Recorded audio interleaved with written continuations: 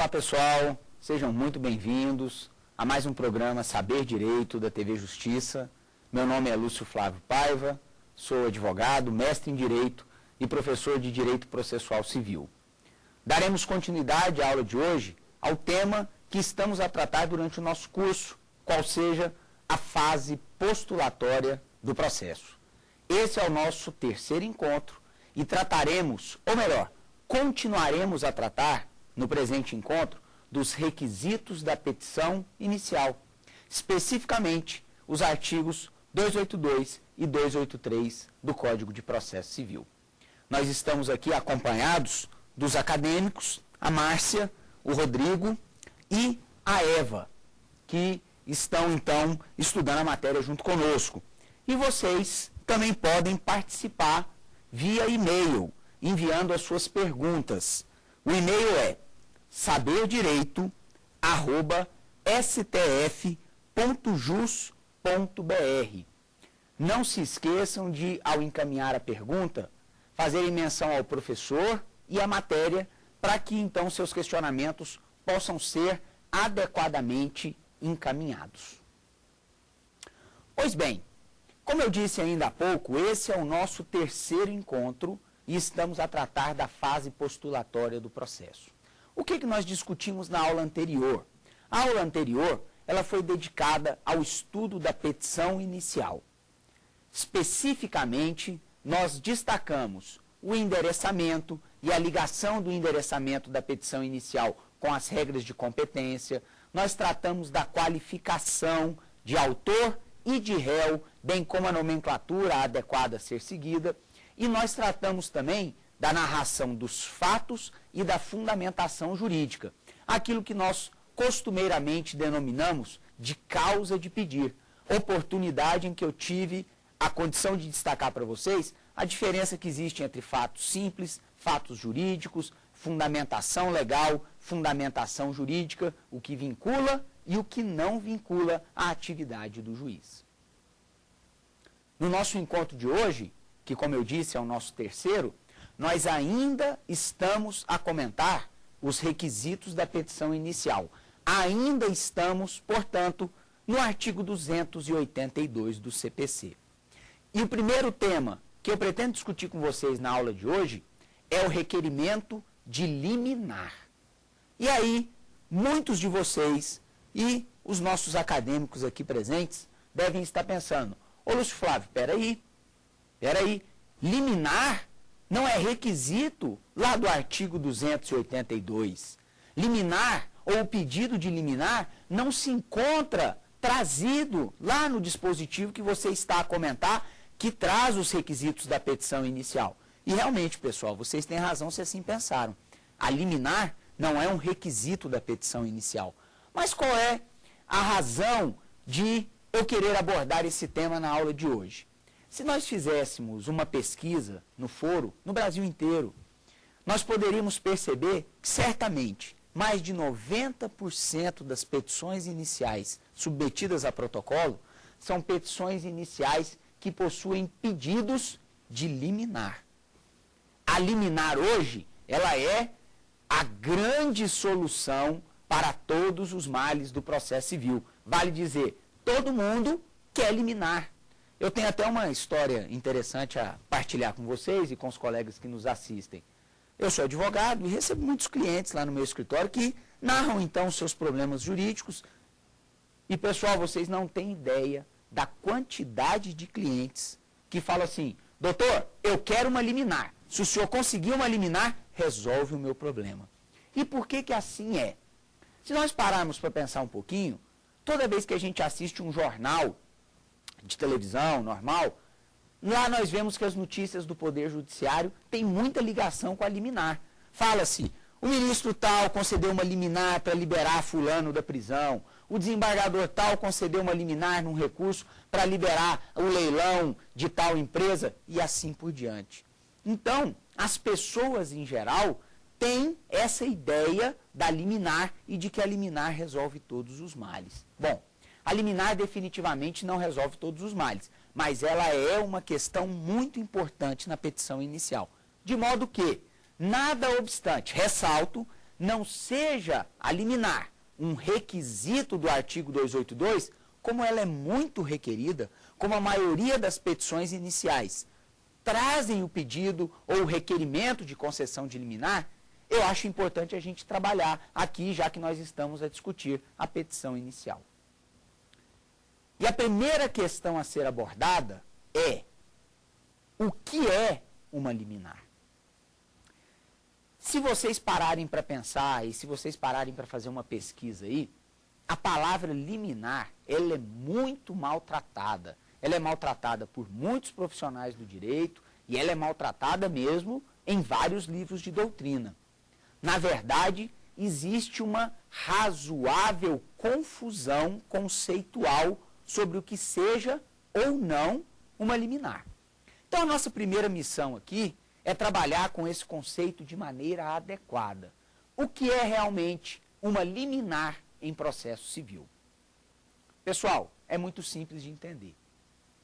A liminar nada mais, nada menos é do que uma providência jurisdicional concedida no início de um processo.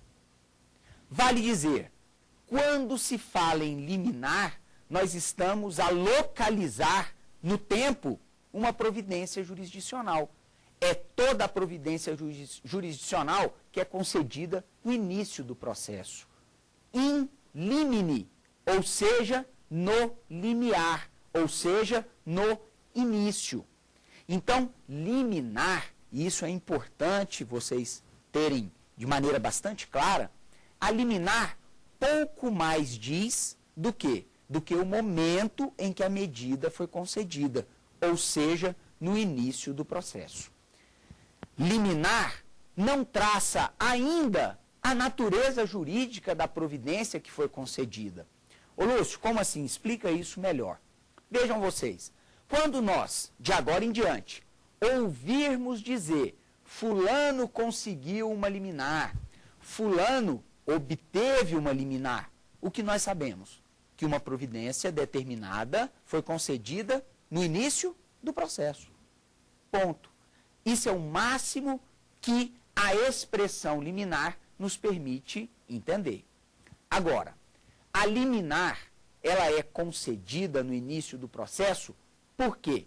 Porque a parte autora afirma estar submetida, normalmente, a uma situação de urgência, o que em processo civil nós identificamos pela expressão em latim periculum in mora, ou, traduzindo, perigo na demora. Vale dizer, a liminar, que é aquela providência que, como eu disse, é concedida no início do processo, ela veicula uma tutela de urgência, uma tutela jurisdicional de urgência que, como o próprio nome diz, é uma tutela jurisdicional adequada a proteger o direito da parte contra os males do tempo, contra os males que o decurso do tempo acarreta para o direito, para a eficácia do direito ou para a eficácia do próprio processo. Vejam vocês, portanto, que a liminar designa o momento. In limine, no início do processo. Normalmente, aliás, antes da citação do réu. E a liminar, ela carrega, ela tem como conteúdo uma tutela de urgência. Em processo civil, basicamente, existem dois tipos de tutela de urgência. A tutela antecipada, também conhecida como antecipação dos efeitos da tutela, e a antecipação dos efeitos da tutela, para vocês poderem anotar aí, ela se encontra no artigo 273 do Código de Processo Civil. Essa seria, portanto, a primeira espécie de tutela de urgência, a tutela antecipada do 273, e a segunda espécie seriam as tutelas cautelares, ou a tutela cautelar, que para vocês anotarem, tutela cautelar se encontra lá no livro 3 do Código de Processo Civil, dos artigos 796 em diante. A partir do 796, portanto, no CPC, nós vamos encontrar a tutela de urgência do tipo cautelar. Notem uma observação. Tutela de urgência pode, portanto, ser entendida como um gênero, do qual nós conhecemos basicamente duas espécies, tutela antecipada e tutela cautelar. O que a liminar veicula, portanto, é uma tutela de urgência, e a liminar será, ora, uma tutela antecipada, ora, uma tutela cautelar. Professor, e qual é a diferença entre tutela antecipada e tutela cautelar? Aliás, professor, existe diferença entre tutela antecipada e tutela cautelar? Sem dúvida que existe. Conforme nos aponta a doutrina mais autorizada, tutela cautelar e tutela antecipada, nada obstante, têm um objetivo comum, qual seja, resolver situações de urgência, acudir, por assim dizer, situações de perigo e mora. A tutela antecipada e a tutela cautelar têm um traço distintivo muito claro: a satisfatividade. Como assim a satisfatividade? A tutela antecipada, ela é eminentemente satisfativa. Significa dizer que ela antecipa total ou parcialmente os efeitos do próprio provimento final. Daí, aliás, a nomenclatura, que soa muito adequada: antecipação dos efeitos da tutela. Que efeitos? Os efeitos finais.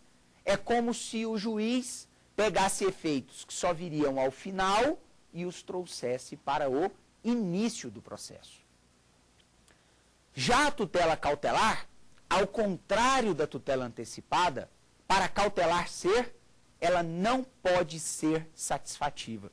Significa dizer que a tutela cautelar cria meios para a proteção da eficácia do processo, mas ela não satisfaz efetivamente a pretensão objetivada pela parte naquela demanda.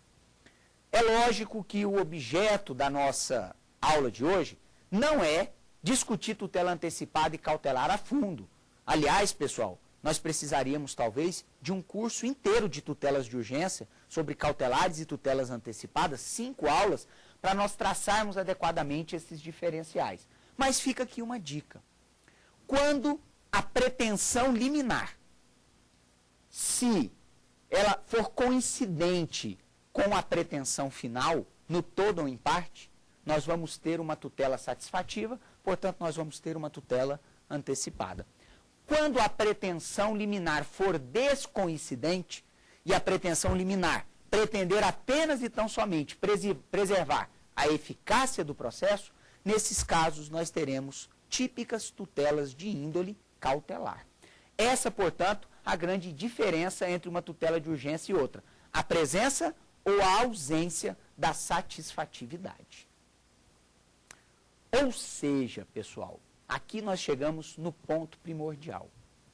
Quando alguém, em uma petição inicial, requer a concessão de uma liminar, esse autor dessa petição inicial estará a pleitear, por óbvio, ou a antecipação dos efeitos da tutela, ou a concessão de uma tutela cautelar, o que já é possível, digamos assim, incidentalmente no processo de conhecimento.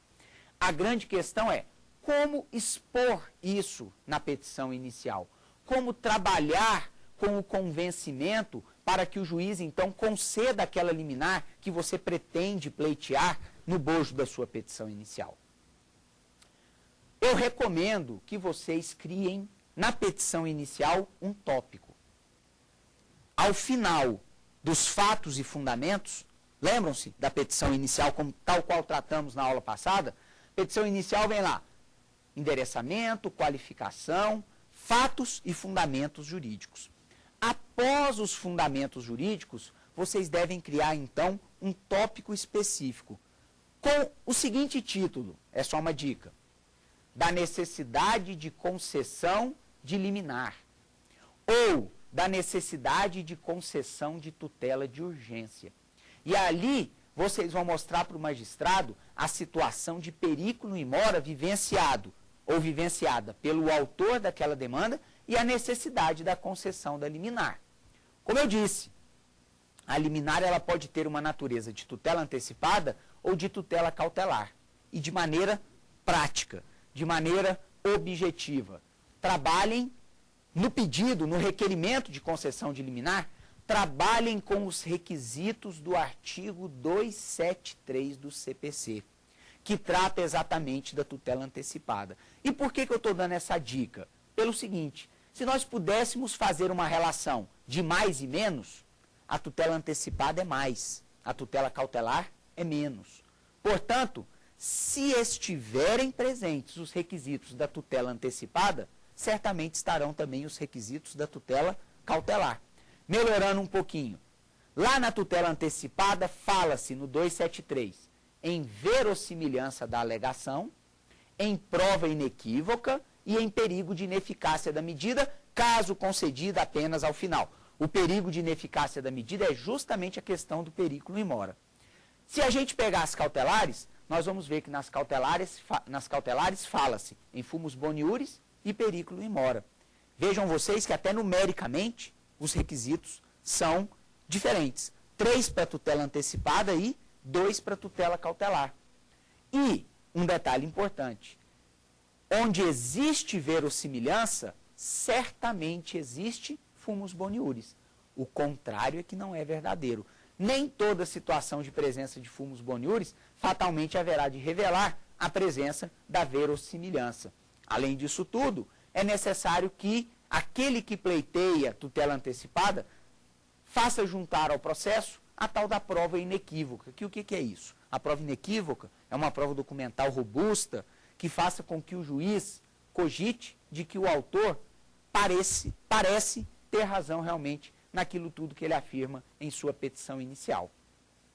Portanto, no item dedicado lá a liminar, a concessão da tutela de urgência, repito, demonstrem a satisfação, demonstrem o preenchimento dos requisitos inerentes à tutela antecipada. Aí alguém deve estar pensando assim, professor, tudo bem, eu entendi, mas e se o juiz, por acaso, achar que não é caso de tutela antecipada? E se o juiz achar que o que eu preciso mesmo é de uma tutela cautelar? Não há problema, porque o parágrafo 7º do artigo 273 permite que o juiz aplique aí uma fungibilidade entre as tutelas de urgência. Vale dizer, o parágrafo 7º do 273 do Código de Processo Civil permite que o juiz, tendo a parte requerida tutela antecipada, conceda incidentalmente uma tutela cautelar. Até mesmo porque, como eu acabei de explicar, a tutela cautelar é menos e a tutela antecipada é mais. Então, é dado ao juiz promover, nos termos do 273, parágrafo 7º, essa fungibilidade entre tutela antecipada e tutela cautelar. Sempre com olhos postos no princípio maior do processo, que é o princípio da instrumentalidade, que é o princípio de efetivamente assegurar um acesso adequado, útil e eficaz à tutela jurisdicional. Pois bem, encerrado o tópico, por assim dizer, do pedido de liminar, e eu não estou aqui afirmando que toda e qualquer petição inicial tem que contar com esse item, mas vocês, quando forem trabalhar no dia a dia, verão que, como eu disse, mais de 90% dos casos vai ser necessário pedir uma liminar. Encerrado esse tópico da liminar, vocês vão então partir para o último tópico da petição inicial. E que último tópico é esse? Os pedidos e requerimentos finais. É isso que a gente vai estudar a partir de agora, só que antes eu quero fazer a leitura do artigo 282, quando trata desses requisitos. Diz o 282, a petição inicial indicará o juiz ou o tribunal a que é dirigida, 2, nomes, prenomes, estado civil, profissão, domicílio, residência do autor e do réu, e 3, os fundamentos e os fatos jurídicos do pedido. Os fatos e os fundamentos jurídicos do pedido. Isso nós vimos na aula anterior. O 282 continua dizendo, a petição inicial ainda indicará, 4, o pedido com suas especificações, 5, o valor da causa, 6, as provas com que o autor pretende demonstrar a verdade dos fatos alegados, e 7, o requerimento para a citação do réu. essa parte que eu acabei de ler, ela deverá estar inserida, obrigatoriamente, nessa parte final, na parte dos pedidos. Aliás, eu estou aqui a falar de pedidos e requerimentos. Aliás, recomendo que o próprio título da sua parte final da petição inicial seja esse, dos pedidos e requerimentos finais. E por que isso? Porque há doutrina bastante autorizada que traça diferenças em processo civil entre aquilo que é pedido e aquilo que é requerimento. Requerimento são atos de postulação ligados a providências de natureza processual. Pedido, a seu turno, a postulação já está ligada ao próprio mérito daquela demanda. Por isso, se você requer a procedência do seu pedido condenatório, você estará formulando um pedido propriamente dito. Mas se você requer a citação do réu, mas se você requer a intimação do Ministério Público, aí você já está formulando o quê? Um requerimento. Portanto, para que a gente não fique preocupado com isso, basta colocar lá no item final dos pedidos e requerimentos finais. Porque ao assim proceder, vocês estarão demonstrando conhecimento técnico e, ao mesmo tempo, estarão a fazer pedidos e requerimentos na ordem que lhes parecer mais adequada. Trabalhando especificamente, então, com esse ponto último dos pedidos e requerimentos finais. Como é que a gente deve formular os pedidos na nossa petição inicial? Digo para vocês, pessoal, um erro comum entre os advogados, e aqui eu posso falar e fazer essa crítica construtiva aos colegas advogados, porque faço parte da classe, sou advogado. Um erro que me parece que não devamos cometer é o seguinte: muitas vezes a gente termina a redação de uma petição inicial, termina a fundamentação jurídica, a narrativa dos fatos, o pedido de liminar, e vamos fazer os pedidos e requerimentos finais. Já cansados, já com a mente exaurida pelo esforço intelectual feito até ali. E o que acontece? Acabamos por fazer os pedidos e requerimentos finais de qualquer jeito. Isso não é bom. Isso não é bom por quê? Na aula número 1 do nosso curso sobre a fase postulatória do processo, eu falei para vocês que os pedidos vinculam diretamente a atividade do magistrado. De modo que não pode o juiz conceder o que não foi pedido. Não pode o juiz dar além, assim como não pode dar fora, assim como não pode dar a quem.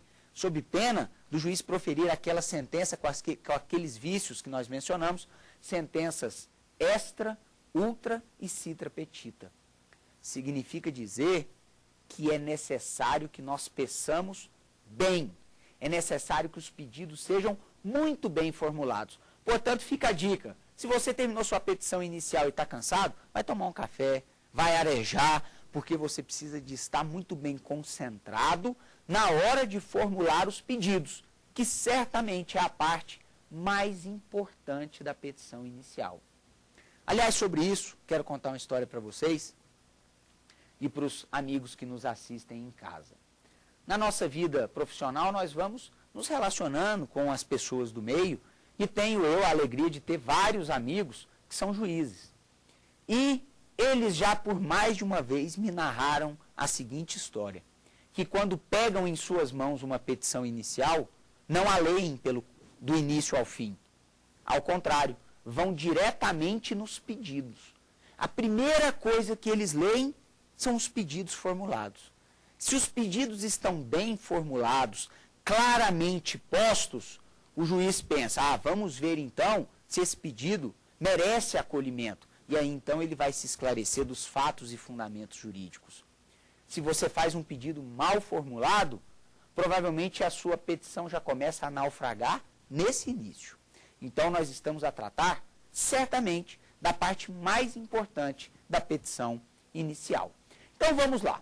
Coloquei lá na minha petição a parte final, o item final dos pedidos e requerimentos finais. Nesse momento, vocês vão se utilizar de expressões mais ou menos como essa. ao exposto ou ante o exposto, requer o autor. Ante o exposto, requer o demandante. Aliás, um detalhe que é bastante interessante mencionar. O Código de Processo Civil, ele guarda nomenclatura específica para cada tipo de processo. Portanto, se vocês estão peticionando uma ação de conhecimento, por exemplo, cuidem para preservar aquilo que o Código de Processo Civil reservou em termos de nomenclatura, autor e réu. Se é um processo de execução lá do outro, aí vocês podem se utilizar das expressões exequente e executado. Já se se tratar de processo cautelar, requerente e requerido. Prestaram atenção nisso, pessoal? Isso é uma parte importante. Existe na prática uma confusão muito grande com essa nomenclatura. Não que isso vá macular a sua petição inicial de modo a torná-la inepta, tema que a gente daqui a pouco trata, mas não deixa de ser um erro técnico. Portanto, retomando, ações de conhecimento, autor e réu. Ações de execução, exequente e executado. E ações cautelares, requerente e requerido. Para qualquer uma delas, indistintamente, nós podemos utilizar as expressões demandante e demandado. Pois bem, então ao exposto, retomando ao exposto, requer o autor. E aí vem a grande questão. Que ordem devo eu seguir ao formular os pedidos e requerimentos finais? Pois bem, letra A. A primeira coisa que deve ser requerida é a concessão da medida liminar. Notem, se nós pensarmos no processo do início ao fim, após a propositura da petição inicial aqui e a conclusão dos autos ao juiz, a primeira coisa que o juiz vai analisar é se a liminar que foi requerida merece ou não ser deferida. Então, lá nos nossos pedidos e requerimentos finais, nós vamos obedecer a essa lógica, a essa ordem. A primeira coisa a ser requerida, portanto, é a concessão da liminar. Pois bem, um detalhe sobre esse requerimento. Vocês devem deixar muito claro na petição inicial, e especificamente nesse requerimento, a finalidade daquela liminar. Eu já vi várias petições iniciais em que a parte autora se limita a dizer assim: ao exposto vem requerer a liminar, pois que estão presentes os requisitos para tanto. Ora, não, devemos ir além, devemos especificar a concessão da liminar para assegurar a vaga no concurso público, a concessão da liminar para retirar o nome do autor do SPC e do Serasa. Ou seja, é indispensável que vocês declinem, exponham de maneira muito clara a finalidade daquela pretensão liminar que vocês manifestaram. Deixem bastante claro, porque o juiz não vai adivinhar e, aliás, não é dado ao juiz adivinhar o objetivo da sua tutela de urgência. Portanto, essa a primeira ou o primeiro requerimento a ser formulado já na parte final da petição inicial. Segundo requerimento, vamos dizer que a liminar tenha sido a letra A. Segundo requerimento, letra B. O próximo ato processual, a citação do réu. Então, o segundo requerimento que deve ser feito é o requerimento de citação do réu. E aqui eu aproveito para deixar clara uma situação. Em processo civil, em regra, a citação é feita pelo correio. Portanto, se vocês, na sua petição inicial, não falarem nada sobre o modo de citação, cairá na regra geral. E a regra geral é justamente a citação pelo correio. Portanto, se vocês pretenderem uma citação de maneira, de modalidade distinta desta da citação pelo correio, vocês devem declinar na petição inicial. Afinal de contas, como diz o artigo 222, uma das hipóteses, 222 do CPC, uma das hipóteses em que a citação não será feita pelo correio é quando o autor requerer de outra forma. Então, se vocês pretendem, por exemplo, que o réu seja citado por oficial de justiça, deverão expressamente consignar nesse tópico da sua petição inicial.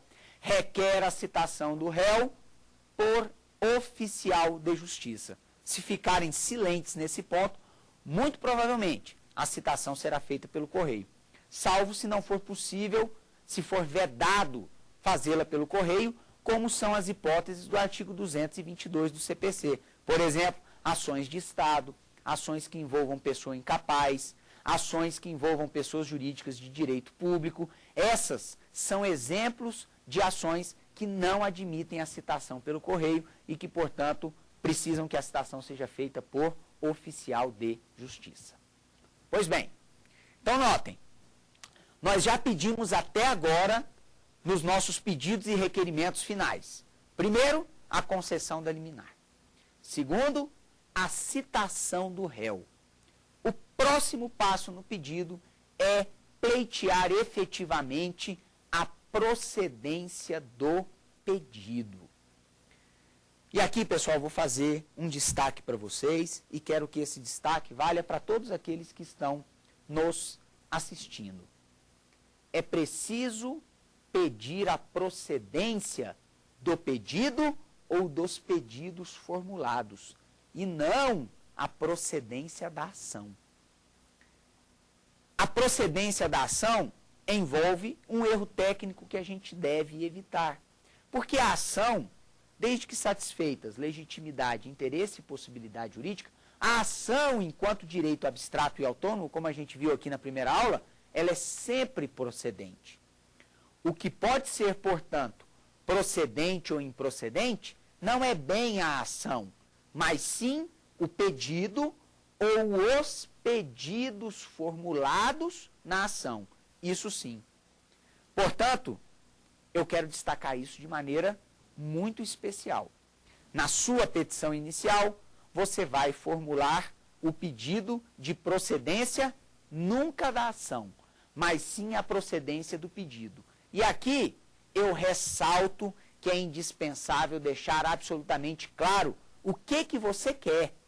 A procedência do pedido para declarar isso e aquilo, ou para desconstituir o ato ou negócio jurídico tal, ou ainda a procedência do pedido para condenar o réu a indenizar o autor os danos materiais e morais experimentados, esses no valor de X, aqueles no valor de Y.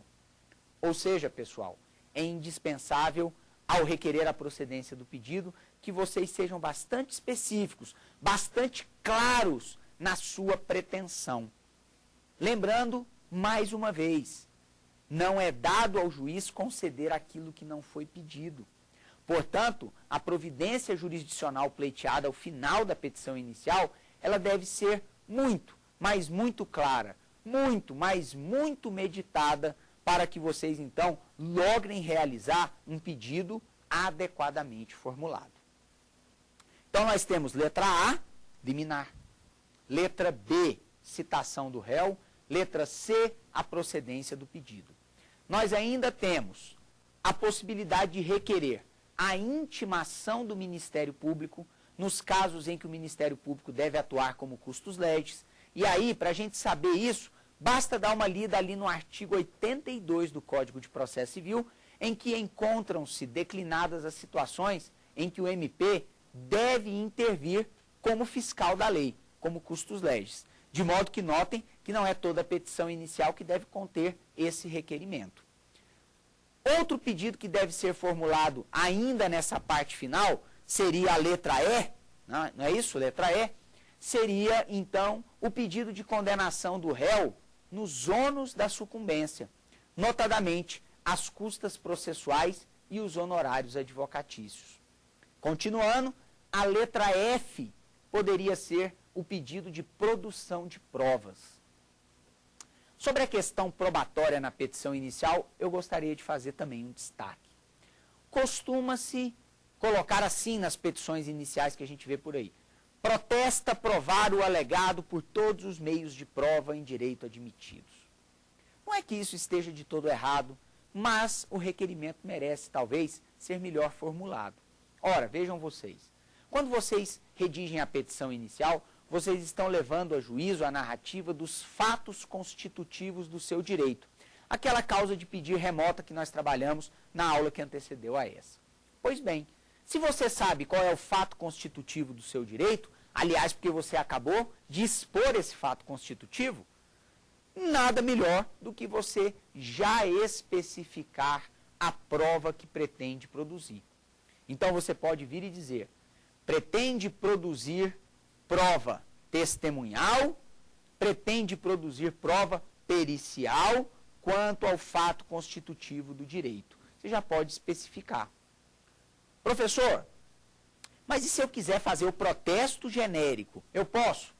Pode, porque o nosso sistema processual, os juízes, a jurisprudência já está bastante tranquila com relação a isso. Porque em momento posterior, na fase de saneamento do processo, que é justamente a fase após a fase postulatória, nós poderemos então ter um requerimento mais especificado de quais as provas se pretende produzir. Mas, repito, o ideal é que já façamos esse requerimento diretamente lá na petição inicial. Prova documental, prova testemunhal, prova pericial e assim por diante. Muito bem. A nossa petição inicial, ela ainda deve ter um encerramento. Ou seja, nós devemos colocar ali o valor da causa, ou seja, toda a causa tem um valor, e eu vou comentar sobre o valor da causa daqui a pouco, e o chamado fecho da petição inicial. Termos em que pede deferimento, local, data e assinatura do advogado. Quando você faz esse fecho, a sua petição inicial está prontinha. Pois bem, só que eu quero, já a título de conclusão desse nosso terceiro encontro, trabalhar com dois temas que me parecem muito importantes. Desdobrar dois temas, melhor dizendo, que me parecem muito importantes. Primeiro, eu quero fazer um comentário um pouco mais aprofundado sobre os pedidos. E segundo, depois de comentar os pedidos, eu vou trabalhar com vocês algumas dicas sobre valor da causa. Pois bem, pessoal, vamos dar destaque aos pedidos. Como eu mencionei, os pedidos são de importância ímpar na petição inicial, pois que vinculam diretamente a atividade do juiz, que não poderá dar além, nem aqui, nem fora do que foi pedido. E uma técnica muito interessante e muito importante na petição inicial é a chamada técnica de cumulação de pedidos. Ô Lúcio, como assim cumulação de pedidos? Ora, é possível que eu vá a juízo e formule apenas um pedido. Assim como é possível que eu vá a juízo e formule mais de um pedido. Quando a parte vai a juízo e através da petição inicial, que instrumentaliza a sua demanda, essa parte formula mais de um pedido, haverá ali, naquele momento, a chamada cumulação de pedidos. E é exatamente sobre a acumulação de pedidos que eu quero discutir com vocês.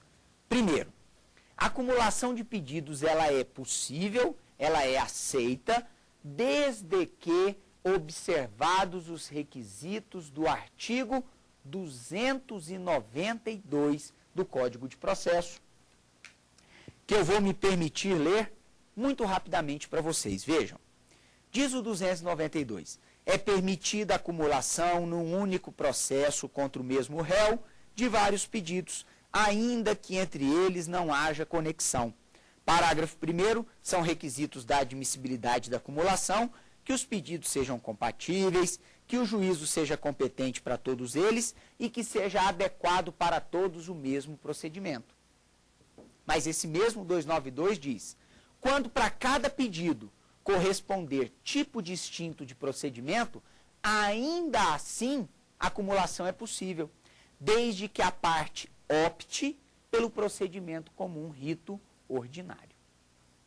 Pois bem, já sabemos que a acumulação de pedidos é possível, muito útil, desde que observados aqueles requisitos do 292.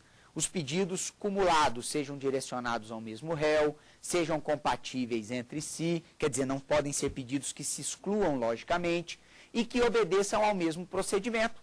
No final das contas, se submeterem a procedimentos distintos, que se siga, portanto, o procedimento comum rito ordinário.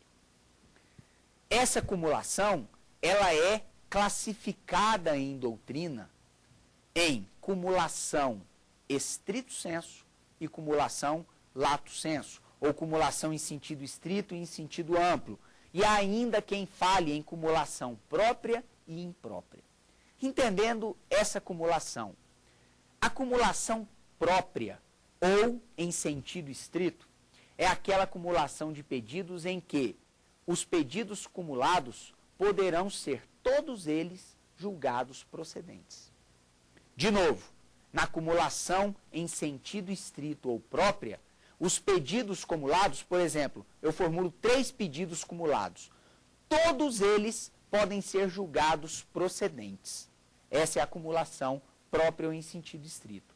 A acumulação imprópria ou em sentido amplo é aquela acumulação de vários pedidos, mas que essa acumulação não admite que mais de um pedido seja ao mesmo tempo julgado procedente.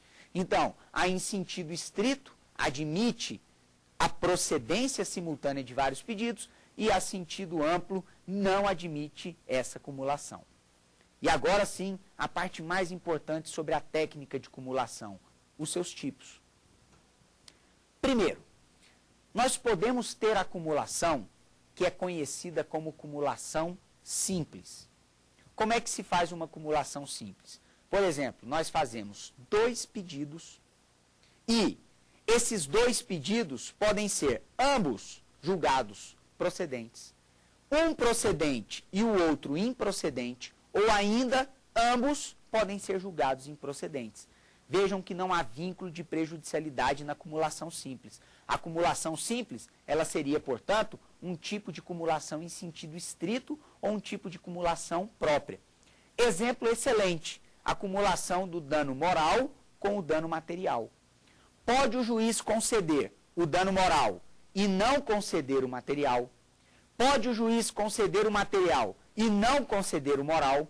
Pode o juiz julgar procedente os 2, assim como pode o juiz julgar improcedente ambos. Essa é uma típica acumulação simples. Nós temos ainda a acumulação conhecida como cumulação sucessiva. Essa cumulação sucessiva ocorre vínculo de prejudicialidade e ligação entre os pedidos. Como que ela funciona? Eu faço um primeiro pedido e em função do primeiro pedido, eu venho e faço outro pedido. Notem bem que interessante. O segundo pleito só será analisado pelo juiz se o primeiro pedido for acolhido. Por exemplo, eu ingresso com uma ação e faço um pedido de rescisão de contrato. E, em função da rescisão do contrato, eu peço uma indenização. Notem, nós temos pedidos cumulados. Rescisão e indenização. Agora, o juiz só me concederá a indenização se antes ele me conceder a rescisão. Se o juiz chegar à conclusão que o contrato não merece ser rescindido, ele nem avançará sobre o pedido indenizatório. Nessa acumulação sucessiva, o que nós percebemos?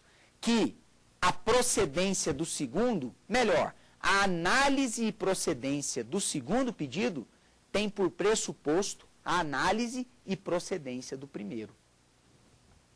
E nós temos ainda outro tipo de acumulação, que é a acumulação chamada eventual. Essa de uma utilidade prática enorme.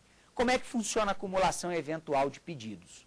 Formula-se um primeiro pedido, que é aquele que a parte realmente almeja. Mas formulam-se outros tantos pedidos cumulados, degradados, por assim dizer, com relação ao primeiro, para que o juiz vá examinando esses pedidos de acordo com a improcedência dos anteriores. Ficou complicado? Um exemplo irá demonstrar isso de maneira bastante tranquila. Imaginemos que o meu pedido seja que o juiz me conceda um avião. Esse é o meu pedido principal. Viu, pessoal? Eu quero um avião. Só que pode acontecer do juiz entender que eu não tenho direito a um avião. Aí eu faço então a acumulação eventual. Caso Vossa Excelência entenda que a parte não tem direito ao avião, que conceda um ônibus. E o que pode acontecer? Pode acontecer do juiz entender que a parte também não tem direito ao ônibus. Eu continuo fazendo aquela acumulação degradada, como eu falei. Se Vossa Excelência entender que a parte não tem direito ao ônibus, que conceda um carro, uma moto, um triciclo, uma bicicleta, um skate. Ou seja, na acumulação eventual, qual é a regra? O juiz só examina o próximo pedido se antes ele julgar o pedido anterior improcedente. E aqui é importante a gente diferenciar bem a acumulação sucessiva da acumulação eventual. A acumulação do tipo sucessiva, a análise do próximo pedido depende da análise e do acolhimento do pedido que antecede. Na acumulação eventual, a análise do próximo pedido, ela depende da improcedência do pedido que a antecede. Nós temos ainda a acumulação do tipo alternativa. A acumulação do tipo alternativa é aquela em que o autor defere ao réu a possibilidade de cumprir a obrigação de uma maneira ou de outra. Liga-se, portanto, a acumulação alternativa às obrigações do tipo alternativa. E o conceito de obrigação alternativa não pertence ao direito processual. O conceito de obrigação alternativa, ele pertence sim à seara do direito material. Está lá no direito das obrigações. Está lá no Código Civil, portanto. Detalhe interessante que quanto ao pedido alternativo, há doutrinadores que sequer consideram esse um tipo de acumulação. Justamente porque o cumprimento ou a procedência será para cumprir a obrigação de um ou de outro modo. Finalmente, uma dica sobre valor da causa. Dica número 1, pessoal. Toda e qualquer causa tem um valor. Toda e qualquer demanda deve ser colocado lá na petição inicial, portanto, um valor da causa. Acontece de as pessoas terem certa dificuldade para tratarem sobre o valor da causa, para chegar a um valor. E aí eu deixo vocês, sobre o valor da causa, com uma regra importante. Regra de ouro sobre o valor da causa. O valor da causa deve corresponder ao valor do benefício econômico pretendido pelo autor da demanda. Então, se discute numa demanda a propriedade de um apartamento, o valor da causa deve ser o valor do apartamento. Se discute numa demanda uma indenização, o valor da causa deve corresponder ao valor do benefício econômico almejado pela parte. E o valor será o valor da indenização, 100 mil, 500 mil ou 1 milhão de reais. Assim, pessoal, nós encerramos as nossas discussões sobre a petição inicial e seus requisitos, não sem antes ouvir aqui as perguntas que certamente os nossos acadêmicos têm a formular. Vamos lá, pessoal. Que dúvidas que vocês têm sobre esse tema? Professor, Oi. Quando se pode considerar inepta uma petição inicial, sempre que algum de seus requisitos for descumprido? Muito bem. Olha só, gente. A Márcia fez uma pergunta sobre a inépcia da petição inicial. Uma pergunta muito oportuna pelo seguinte. Nós, na aula que antecedeu a essa e na presente, estamos estudando requisitos da petição inicial. E lógico que a obediência a esses requisitos fará com que a minha petição inicial seja apta. E se ela é apta, ela vai ser deferida e o juiz vai determinar então a citação do réu para o oferecimento de resposta. A pergunta dela é: professor, sempre que houver o descumprimento de um dos requisitos do 282, a petição inicial será necessariamente inepta? Não. Existem vícios processuais que ensejam a inépcia da petição inicial. Existem outros vícios que não ensejam a inépcia da petição inicial. São vícios que podem ensejar, por exemplo, o decreto de emenda. O juiz visualiza o vício na petição inicial, mas vê que aquele vício pode ser superado por uma atividade em que a parte vai consertar. Emendar a petição inicial tem esse sentido, de consertar a petição inicial. os casos que especificamente acarretam a inépcia da petição inicial se encontram no parágrafo único do artigo 295 do CPC, que eu leio para vocês muito brevemente. São os seguintes: considera-se então inépta a petição inicial quando lhe faltar pedido ou causa de pedir, quando da narração dos fatos não decorrer logicamente a conclusão, 3, quando o pedido for juridicamente impossível, e 4, contiver pedidos incompatíveis entre si. Então veja que, respondendo objetivamente a questão, só nessas 4 hipóteses do parágrafo único do 295 é que a petição inicial pode ser considerada inépta. Quem mais? Vamos lá. O valor da causa influencia no regime financeiro do processo? Excelente. Muitos de vocês que estão nos assistindo devem estar se perguntando assim, mas por que o valor da causa deve constar de toda a petição inicial? Que coisa é essa? Que formalidade é essa? Não, pessoal, não é uma simples formalidade. É indispensável o valor da causa, porque o valor da causa tem reflexos imediatos no regime financeiro do processo. As custas iniciais, que são aquelas taxas que nós pagamos para protocolar a demanda, as custas iniciais são calculadas em cima do valor da causa. Não raro, a distribuição dos ônus sucumbenciais levam em consideração, às vezes, o valor da causa. Portanto, sim, o valor da causa tem importância no regime financeiro do processo. Muito bem, pessoal.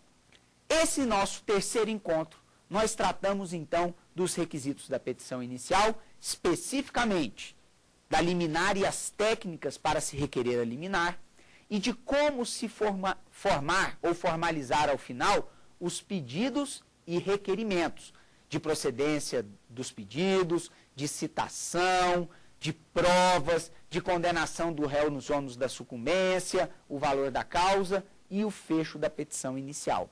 Lembrem-se, vocês podem participar da nossa aula. Basta encaminhar as suas perguntas para o e-mail saberdireito@stf.jus.br. E se você quiser rever as nossas aulas, elas estarão disponíveis também no YouTube, no seguinte endereço: www.youtube.com/saberdireitoaula, tudo junto. Espero que esse nosso terceiro encontro tenha sido para vocês esclarecedor, e eu já os convido para a nossa próxima aula, em que nós vamos continuar com a fase postulatória do processo, mas agora estudando os atos que poderão ser praticados pelo réu. Vale dizer, vamos trabalhar com a contestação, com a reconvenção e com as exceções instrumentais. Muito obrigado pela sua atenção.